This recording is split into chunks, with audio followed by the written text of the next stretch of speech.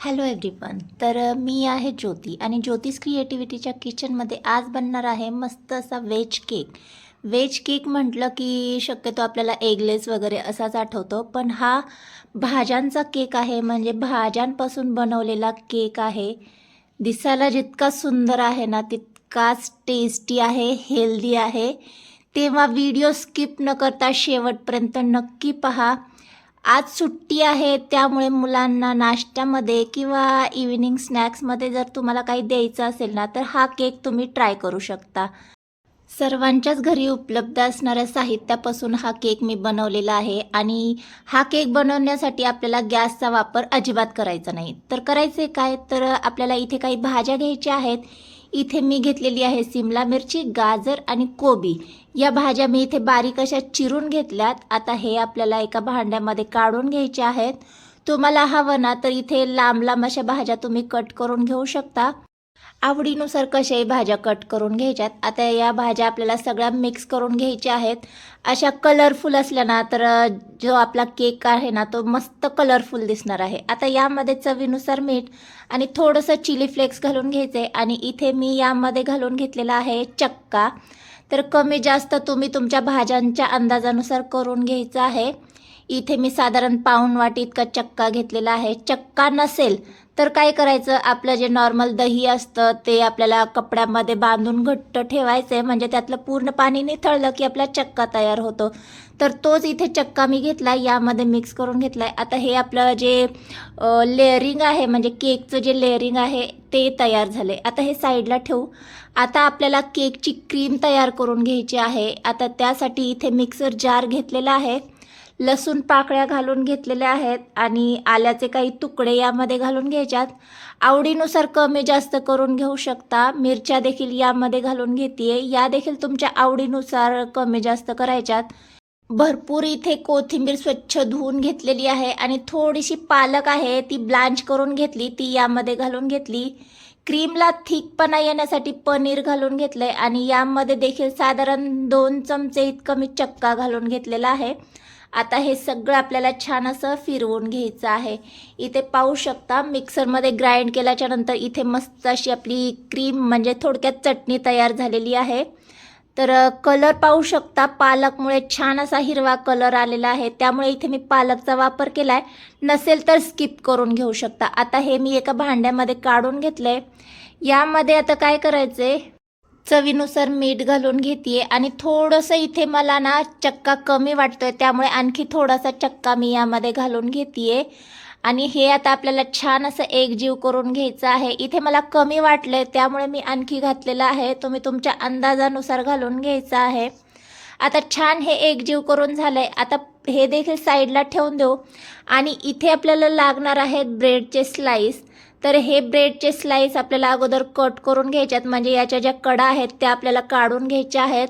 म्हणजे आपण जेव्हा केक कट करू ना तर या कडांमुळे डिस्टर्ब होणार नाहीत, म्हणजे केक आपला छान असा कट होईल, त्यामुळे कडा कट करून घेतल्यात. तुम्हाला हवं तर तसेही वापरून घेऊ शकता. आता एक प्लेट घ्यायची, त्यावर ब्रेडचे स्लाइस ठेवून घ्यायचे आहेत. व्हिडिओ दाखवते त्या पद्धतीने अरेंज करून घेतलेत आणि आपण जे भाज्यांचं मिश्रण म्हणजे स्टफिंग तयार केलं होतं ते या पद्धतीने आपल्याला ब्रेडवर लावून घ्यायचं आहे. म्हणजे थोडक्यात इथे आपल्याला लेअरिंग करून घ्यायची आहे. इथे फर्स्ट लेअर आपली झालेली आहे, एकसारखं करून घ्यायचं आहे आणि यावर आता आपण दुसरी ब्रेडचे स्लाइस ठेवून घेणार आहोत. किती ब्रेडचे स्लाइस ठेवायचे आहेत हे तुम्ही तुमच्या आवडीनुसार किंवा तुम्हाला कितपत लेअरिंग हवी आहे त्याच्यानुसार करून घ्यायचे आहेत. इथे मी 2 ब्रेडचे स्लाइसेसवर लेअरिंग करून घेते. इथे पाहू शकता या पद्धतीने आपलं लेअरिंग करून झालंय. छान ॲडजस्ट करून घ्यायचं आहे, म्हणजे साईडने वगैरे बाहेर निघता कामा नये. तर इथे मस्त असं आपलं झालेलं आहे. तर आता शेवटचं आपण ब्रेडचे स्लाइसेस यावर ठेवून देऊया आणि हलकंसं याला आपण प्रेस करून घेऊ, म्हणजे छान ते सेट होईल. तर इथे आपलं सेट झालं आहे आणि इथे आपण जी क्रीम तयार करून घेतली होती, म्हणजे थोडक्यात जी चटणी तयार करून घेतली होती ना ती यावर अशी आपल्याला लावून घ्यायची आहे. म्हणजे थोडक्यात आपण ज्या पद्धतीने केकला क्रीमने लेअरिंग करतो ना त्याच पद्धतीने आपण इथे चटणीने लेअरिंग करून घेऊया. तर इथे पाहू शकता साईडने देखील आपण सगळे लेअरिंग करून घेऊ, म्हणजे आतमधला जो ब्रेड आहे तो दिसता कामा नये. तर मस्त एकसारखं जाड किंवा पातळ कसं तुम्हाला हवं आहे ना त्या पद्धतीने इथे आपण चटणीची लेअरिंग करून घेऊया. तर इथे सगळं लेअरिंग याच पद्धतीने मी करून घेतलेलं आहे. पाहू शकता थोडंसं स्पॅच्युलाने एकसारखं करून घेऊ म्हणजे ते दिसायलाही छान दिसतं. आणि साईडचं जे आहे ना ते आपण थोडंसं क्लीन करून घेऊया. तर इथे पाहू शकता मी सगळं असं एकसारखं करून घेतलेलं आहे. इथे मस्त आपला सँडविच केक तयार झालेला आहे. या पद्धतीने केक दिला ना तर कोणाला कळणारही नाही की हा सँडविचने बनवलेला आहे. दिसायला खूप सुंदर दिसतोय. आता तुम्हाला हवं ना तर तुम्ही हा असाही सर्व करून घेऊ शकता.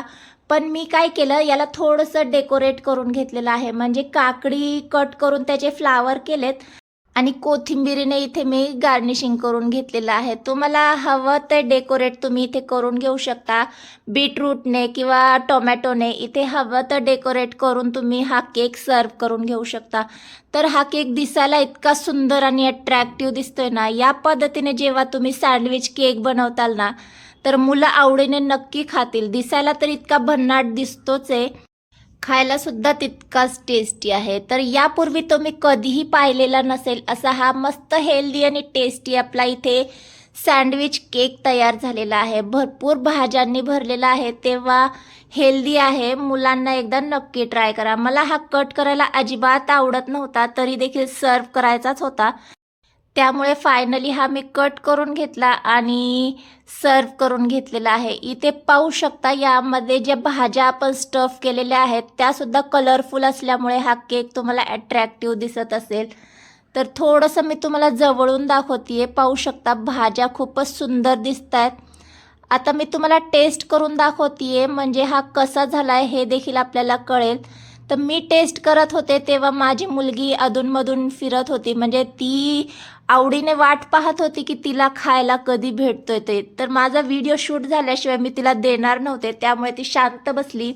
फायनली मी माझ्या सँडविच केकचं डेकोरेट आणि व्हिडिओ शूट करून घेतलेला आहे. आता हा सँडविच केक मी माझ्या मुलीसाठी सर्व करून देते. तोपर्यंत इथपर्यंत जर तुम्ही माझा व्हिडिओ पाहिलाच असेल ना तर प्लीज एकदा व्हिडिओला हाईप करा. आणि माझे व्हिडिओज जर तुम्हाला थोडेसे जरी माहितीपूर्ण वाटत असतील ना तर व्हिडिओला लाईक करून चॅनलला मात्र सबस्क्राईब केल्याशिवाय जाऊ नका. भेटूया अशाच एका नवीन साध्या सोप्या आणि हेल्दी रेसिपीसोबत. तोपर्यंत मस्त खा आणि स्वस्त रहा. बाय.